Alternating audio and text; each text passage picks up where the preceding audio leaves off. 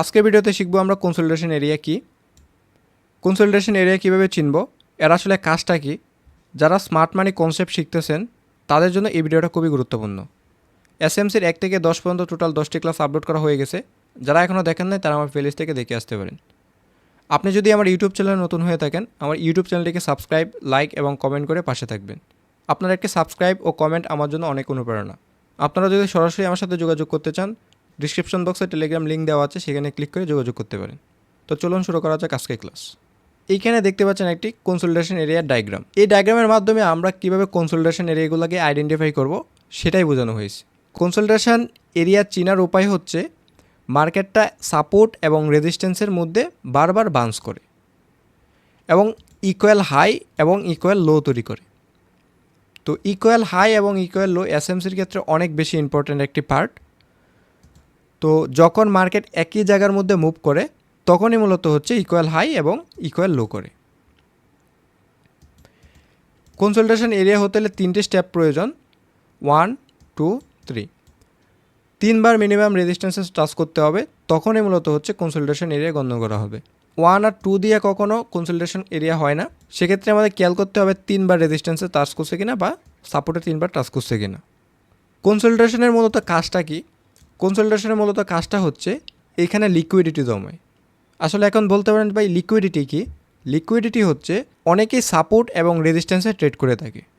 তো এইখানে হচ্ছে সেল দেয় রেজিস্ট্যান্সে যখন টাচ করে, আবার এখানে অনেকেই বাই করে।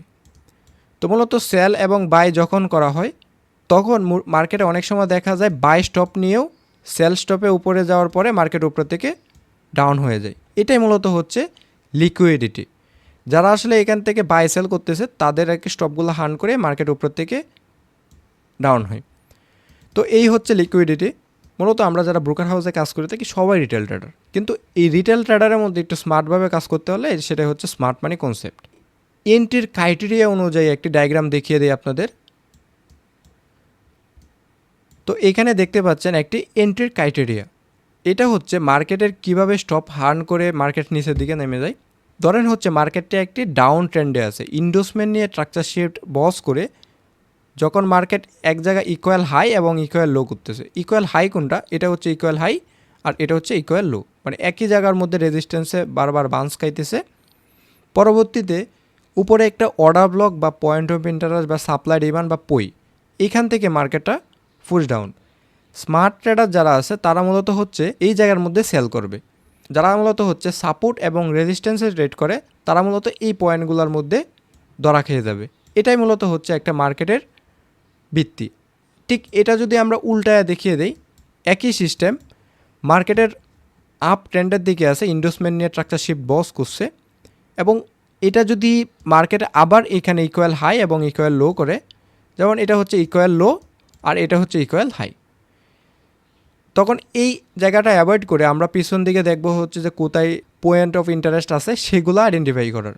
যখন এখান থেকে আইডেন্টিফাই করব তখন ঠিক এখান থেকে মার্কেটে যাওয়ার সম্ভাবনা বেশি থাকে। তো এইখানে মূল বিষয় হচ্ছে এই পয়েন্টে অনেক সময় দেখা যায় চেঞ্জ অফ ক্যারেক্টার নিয়ে পরবর্তীতে আবার নামে, যেটা হচ্ছে সেফ জোন বলা হয়। তো মূলত এই যে পয়েন্টগুলো এটাই হচ্ছে ইকুয়াল হাই এবং ইকুয়াল লোর কাজ।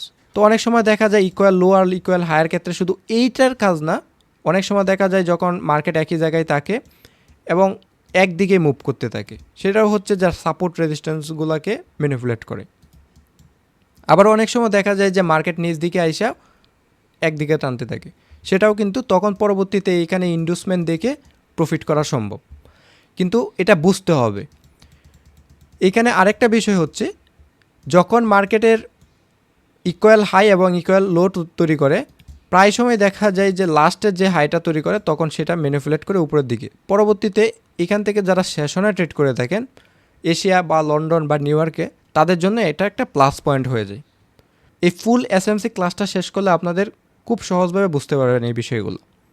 তো এখন যদি আমরা সরাসরি মার্কেটের চার্টে দেখিয়ে দেই তাহলে আশা করি আরেকটু ক্লিয়ার হতে পারবো। তো এখানে যদি আমরা একটু খেয়াল করি দেখতেছি এখানে হায়ার টাইম ফ্রেমে স্ট্রাকচার শিফট বসের দিকে আছে, মানে হচ্ছে মার্কেট বিয়ারিশ। তো এইখানে যদি আরেকটু ভালোভাবে খেয়াল করি এখানে হচ্ছে একটি রেজিস্ট্যান্স জোন আছে আর পিছন দিক দিয়ে হচ্ছে একটি সাপোর্ট জোন আছে। যারা মূলত রেজিস্ট্যান্স জোনে বাই সেল করে থাকে তারা হয়তো বা এই রেজিস্ট্যান্স জোনে সেল করছিল, আবার অনেকে এখানে বাই করছিল, অ্যাসেলগুলো খাওয়াইছে। পরবর্তীতে এইখান থেকে আর কি যারা আর কি রেজিস্ট্যান্স জোনে বাই সেল করে থাকে, স্মার্ট মানি কনসেপ্টে যারা ট্রেড করে তারা মূলত এই পজিশান থেকে যখন মার্কেট এখান থেকে উপরের দিকে উঠে যায়, মানে সবার স্টপগুলো হার্ন করানোর পরে পরবর্তীতে এইখান থেকে আসলে আপনাদেরকে খুঁজে বের করতে হবে অর্ডার ব্লক বা ফেয়ার ভ্যালু গ্যাপ, এই বিষয়গুলো। তো ঠিক এই পজিশান থেকে আবার মার্কেটটা উপরে যাওয়ার পর খুব তাড়াতাড়ি ডাউন হয়ে গেছে। তো মূলত এই পজিশন থেকে মার্কেটটি ডাউন হওয়ার চান্স অনেক বেশি থাকে। তো এটাই হচ্ছে ইকুয়াল হাই এবং ইকুয়াল লো। এখন দেখবেন হচ্ছে বাই ট্রেন্ডের একটি মুভ। এখানে হচ্ছে মার্কেট চেঞ্জ অফ ক্যারেক্টার, মানে তার মুভমেন্ট চেঞ্জ করে ফেলছে, এখন সে বাইয়ের মুভ দিকে আছে। তো এখানে যদি আমরা একটু খেয়াল করি তাহলে এখানে দেখতে পাচ্ছি এটা হচ্ছে একটি রেজিস্ট্যান্স জোন আর এটি হচ্ছে একটি সাপোর্ট জোন। তো এখানে অলরেডি 2-3 বার করে টাচ করে ফেলছে।